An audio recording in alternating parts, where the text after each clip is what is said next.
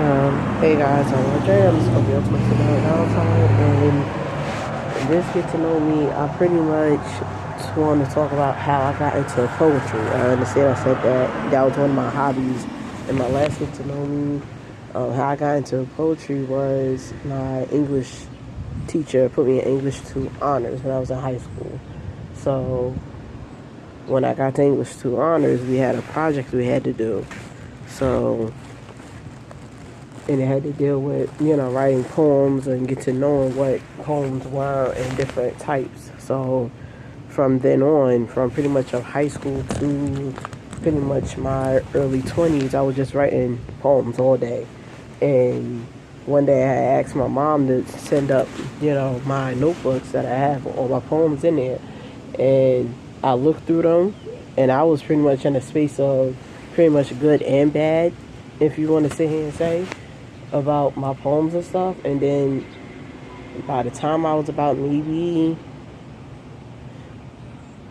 this was like maybe 5, maybe 6 years ago, I pretty much caught writer's block. So I really couldn't basically write anymore. And I guess it's like, I think I lost my muse to writing. And it's like sometimes where words will pop up in my head and then they will disappear, and I don't have a chance to sit here and write it down. So with writer's block, it basically takes a while for it to basically go away.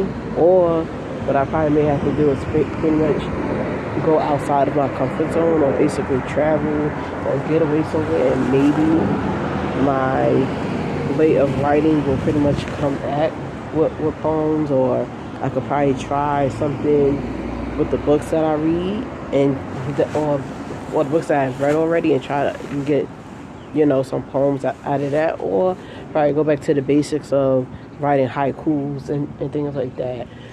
So yeah, so this is pretty much it on how I got into basically poetry and writer's block. If you have any questions, drop them down below.